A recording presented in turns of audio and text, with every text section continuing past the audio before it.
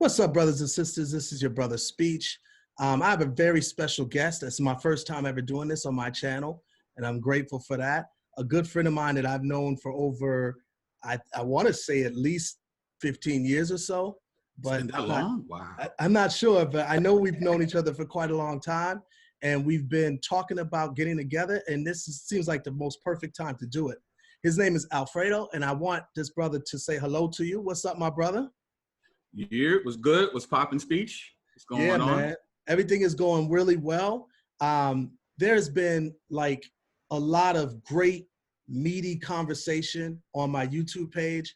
I've been talking about anything from interracial relationships to you name it, Kanye West and the church movement that he is starting. And I've talked about obviously the N-word factory and people's sacred serial numbers on my TED Talk.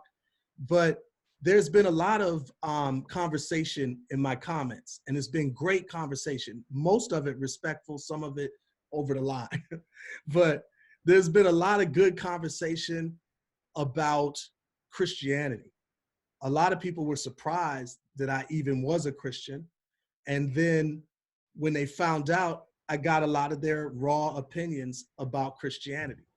And so I felt like this talk with me and you is even more timely than ever because you're a Christian apologist, maybe that's what it's called, urban apologist, you know, or you deal with urban apologetics. I don't know if that's the right term. Yeah, that's urban apologist. So I wanted to just talk to you because so many of the people that come to my page have a lot of questions, sometimes just flat out concern and sometimes anger about Christianity, and I felt like me and you could start a conversation. I think, you know, there's no way to deal with all of it in one conversation. Right. So I don't want to put that kind of pressure on this, but I think it could at least start some conversation. First of all, I just wanted you to please introduce yourself, like who you are in general, and, you know, just, you know, say hi to my community. Yo, what's going on, everybody? The government name is Alfredo Valentin, but on the interwebs, I'm known as the BK Apologist. And as Speech says, I am what's called an urban apologist. Basically, what that is, you know, if you break down the terms, the word apologist is actually a term for trial. When you're on trial and someone accuses you of something, you have to defend your case. Right? And that's the word apologia. That's where we get the word apologetics from. And as Christians, you know, we defend our faith, you know. Now, the urban aspect of that is, you know, there are a lot of teachings, a lot of things that target Black and brown folk, you know, and that's more of a niche ministry. And that's something that me and quite a few others have decided to focus on, you know, just dealing with, you know, theological conversations that pertain mainly to Black and brown people. Great. Can you explain to the brothers and sisters watching now how we met? Because obviously I said about 15 years ago. I may be wrong. Yeah, no, it's been a minute. Let's see.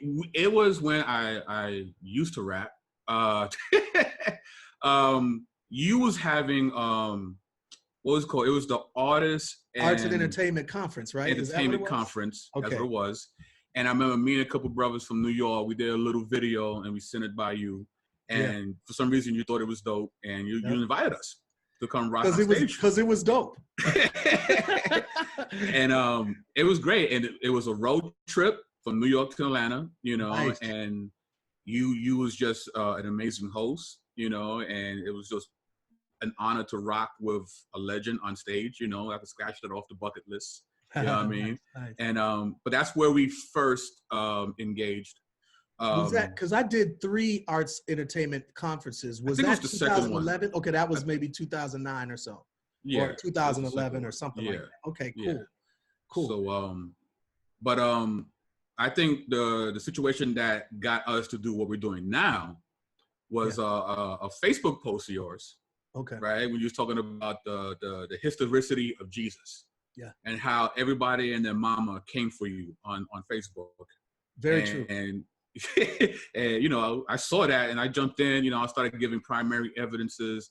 I'm quoting scholars, You know, just showing, I'm giving people things to watch later on. And that thread was like a marathon. I went for like 3 days. Yeah, it was. And Everybody was really glued into that, got a lot of yeah, views, a lot of interaction. yeah, It was bubbling. I remember yeah. that very well. Yeah. And then I inboxed you. I'm like, dude, we got to do a video about this. Like, this is too hot for us just to let it simmer down. Like, this Yeah. is something that we need to carry on with momentum, you know? Yeah, I agree. And I'm so glad that we're finally doing this, because this is basically, because that was what? How many years ago was Oh, that? that's like at least two years Yeah. ago. So, you know, I You're a must busy say, man. You're a busy man. but I mean, I know you are too. I tour a lot from like since those 3 years ago, we've been overseas numerous times, Africa, Europe, Australia. So, you know, it takes time, but I'm really glad that we're finally getting together right now. So, Absolutely. you know, as an urban apologist, what do you think about Christianity? Well, it's something that I feel like is the best answer for questions like, why is there something rather than nothing, right? Okay. It also answers the two most existential questions we all ask ourselves. That is, who am I, and what is my purpose?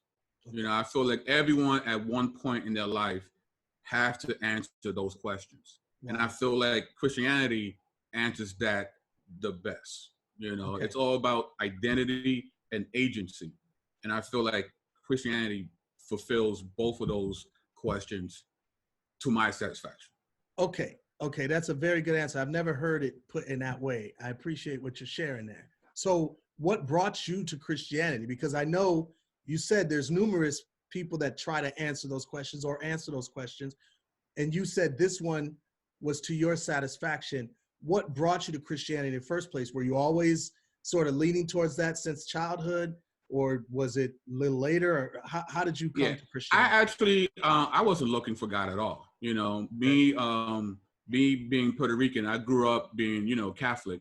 So I did my Okay. confirmation, my communion, you know, so I was quote unquote a good boy, right? Okay. Okay. So it wasn't until I was working at a sneaker store and this girl invited me to church and I thought she was cute. So I went. The old cute trick, huh? Yeah, they got me there. They got me. So I was not looking. I wasn't praying for God. I was just, okay, she looked good. I'll go. Right. And when I got there, it was the Jacob Javits Center. Um, it was okay. You know, I thought the singing was pretty good. You know, but that's about it. I went to a midweek service, and I thought everybody was weird. You know, everybody's hugging each other. Everybody's like, "Hey, bro. Hey, sis." Right. Right. I'm like, that's not what we do. Don't touch me. Give me. I'm from Right. Brooklyn. I Right. need 3 feet of space at all times. You Right. know what I Right. mean? Yeah. So, but it wasn't until they opened the Bible, Right. right, and we really went through the scriptures where I'm like, okay, this makes sense, right? Everything else I'm seeing right now, I'm not with. And I Right. told him that. I told him Right. the hugging and all. No, no, no, I ain't doing all that. But Right. if you want to keep doing this Bible stuff, because I was an avid reader already, I was a bit of a nerd. Okay. Even Okay. though I'm from the projects, I was, Right. you know. So I would study, but I wouldn't just study what they showed me. I would go and do my own research Nice. and look Nice. at different things. And it brought me right back to this Bible. It's like this, from everything I'm studying, just it's the most clear and it makes the most sense for answering those questions about who I am and what's my purpose. Wow. So, is there any urban apologists that people should know about? So obviously I'm introducing one right Right, now, which is you, right. but is there others that, like yourself, that you feel like others should know about? So if they're curious about what all of this is about, then they can go research a little more. Sure. There's my man Vocab Malone. There's Dr. Eric Mason, Dr. Vince Bontu, Nefer Nitty. You can find her on Facebook. There's Damon Richardson. My friend Colin Bailey. Me and him, we have a thing called Context 360 where we do videos together. Okay. My man SOC, Soldier of Christ. Catch him on Facebook as well. Anyone else? Am I missing anybody else? I mean, there's a few of us. There's a few of us. Brother Berean, you know, and yeah, those are guys I usually associate myself with. We will rock out together. So Okay. yeah.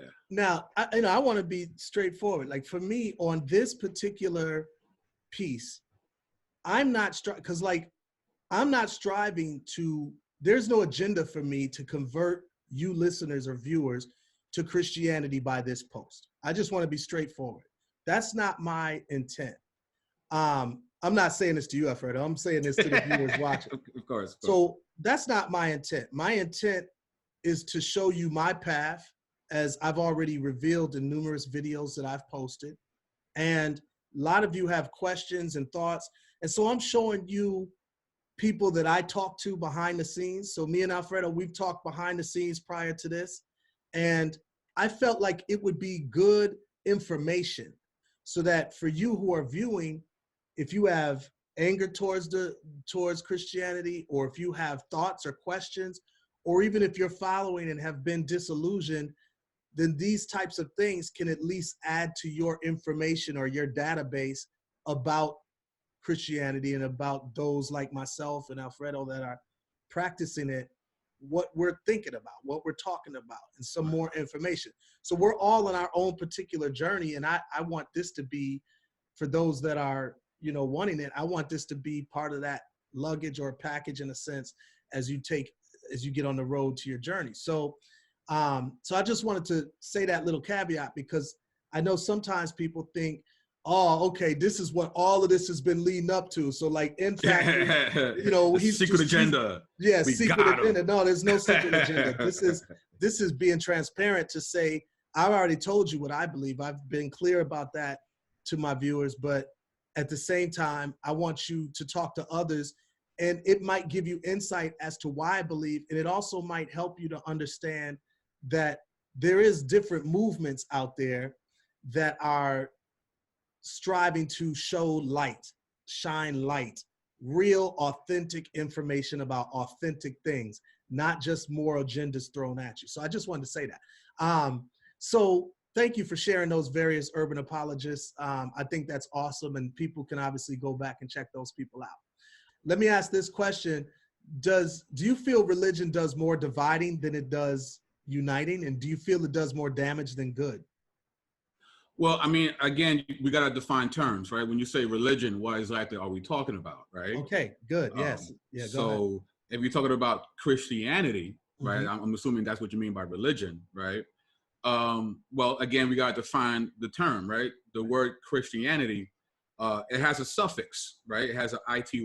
The ity means the state of being, right? Okay. Christ is the Greek term for Messiah or anointed one, right? So Christianity is the state of being like the Messiah, right? Okay. That's what Christianity is supposed to be in its proper form. Right. Okay. What we see, right, which is very similar to hip hop, people will take something that was pure and take the name of it and do very perverse things with it. Right? Yeah. And because they slap on the name Christianity, people assume, well, that's what it must be. And so then let's talk about religion first. Okay. Is that to imply that, in your thoughts, religion in general can be or is more damaging than good? Or what do you think about religion as a whole? Not just Christianity, but religion as a whole. I think anybody who is sincere and wanting to be closer to their creator are going to exhibit qualities that's beneficial to that person and to the people around them. Okay. Right? But that's religion that's beneficial. Sure. You know, of course, there are religions that are not beneficial and that hurt you and the people around you. Okay. Right? Okay. So it depends on what type of religion are we talking about. Because you see both things at play. You see religion that benefits and religion that destroys. So you have both at play. I think that's an honest answer. What do you feel about Christianity? Is it basically the same answer, meaning those that profess to be? Or do you feel that really those that profess to be is not good enough? It has to be those that are actually living like, and in that case, if they are living like, then they should be only Right. No, benefiting. it's again, using the whole hip hop thing, using the whole hip hop thing, there's a lot of people out here, perpetrating a fraud, as they say back in the day. They act as if they're these big hardcore gangster dudes, but in reality, they're not. But Right. they're using these emblems and this motif to further a personal agenda, right? And they're being deceitful in what they're doing, right? Right. Whereas there's other people who are very genuine in what they're trying to do, right? Christianity is no different. You have people who are very genuine and are really making an honest effort, though they're imperfect people. Yeah. Right. So, in Christianity, it's the same thing. You have people who are making an honest effort to be like the Messiah. Then you got people who are just trolling, and they're using the terms, for ill-gotten purposes. Okay. So, but here's the thing: if you're not equipped, and it's hard to discern the real from the fake if you're not involved in that situation.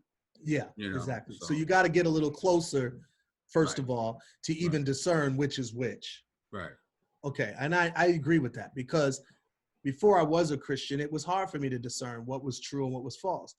And especially reading the scriptures, like by reading the scriptures, you start to learn what's true and false, because the scriptures at the end of the day are the measurement for what is true and false within Christianity. So, Right. And the scriptures are very transparent about the fact that there will be false teachers. So that's something that the scriptures often talk about, right? Absolutely. It's, those Louis bags they sell on Canal Street, those bootlegs, they make really good bootlegs. Yeah.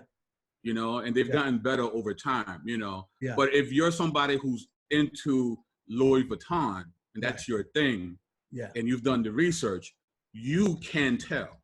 Exactly. Right. Yeah. But you have to be in that world to know what's fake and what's real. That makes sense. That makes sense.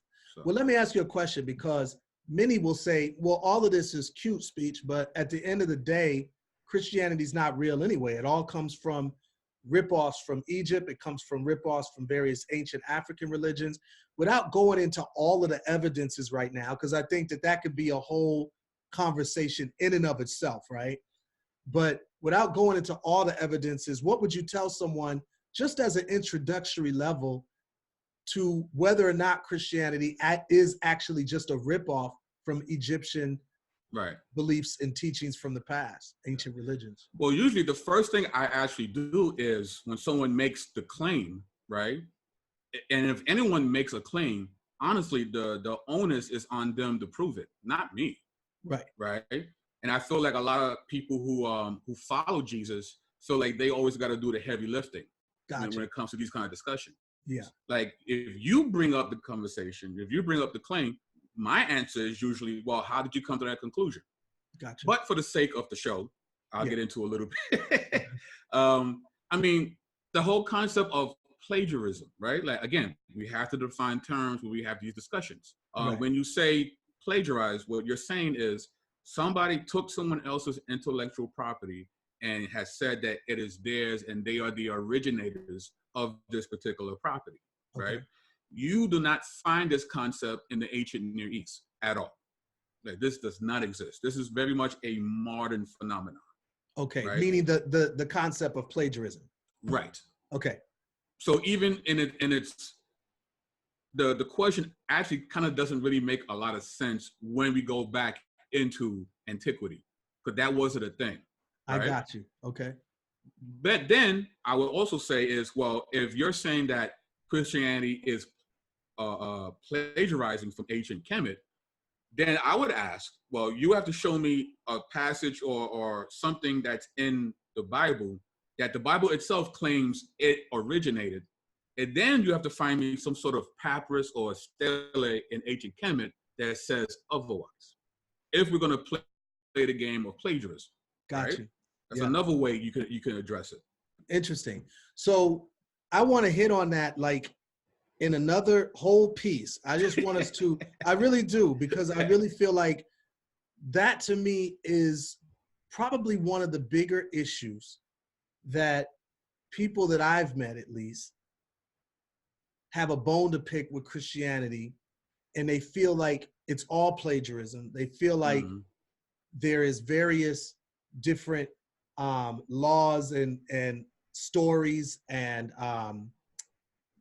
different parables in a sense that literally copy or echo the things that would later be put in the scriptures. But again, I don't want us to touch on it just now because I want that to be a whole piece. Because I have a lot of things I want to interject into that too. So yeah, please, if you would join me again, bro, I would love to just really knock that out in a special way. Before I break out, because I have a million more questions for you, but I wanted to be honest, I feel like this deserves a part 1 and part 2. So I wanted to ask you, what do you say to those that have been disillusioned by the church? Well, first thing I would say is I would apologize. And I would say, even though I might not have been the one that hurt you, someone did. Yeah. And someone should be there to say, I'm sorry. Okay. You know what I mean? And since that person's not there, I'll take their place. Because part of being a follower of Jesus is to be compassionate. Wow. You know, and you have to recognize the other person's pain. Yeah. You know, that's really important. You know, people need to be acknowledged for where they're at. Yeah. So that'd be the first thing I would do. And then after that, I would just ask questions about their situation. Like, well, what happened? Right. You know, how was you hurt? What was the circumstances that made you feel the way you feel today about Christianity? Gotcha. And I would let them tell me their story. And I would just shut up and listen for a while. And then after that, then we can look at the scriptures and be like, well, here's where they were wrong. Let's look what the scripture says as opposed to what you've experienced. Okay. Because again, what happens is a quote unquote Christian hurts you. And then you decide, well, if this person is a Christian and they hurt me, then Christianity can't be good. Gotcha. Yeah. Because we assume that the person is representing Christianity in its proper form. Yeah. If someone wanted to find you online and learn a little bit more about who you are, where should they go? Great. You can find me at YouTube at BK Apologist on YouTube. I'm also on Twitter under BK Apologist as well. TikTok, you can find me at BK Apologist on TikTok as well. Yeah, and Facebook. You know, I have a Facebook page also under the moniker of BK Apologist. So perfect, brother. It's been an honor. I appreciate you sharing your life with me on this Sunday night. And again, this is just one of many times we'll get together and just sit and talk. And yeah, thank you so very much, man. We did a barter, right? Because I went on your show. Yes, sir. We talked a little bit about whatever you wanted to talk about, and then you came to my show, and I appreciate that. Absolutely. Bro. Of course. Please, it's an honor, brother. Peace. Send love to the Saints in New York. Yes, sir. Power, brother. Peace.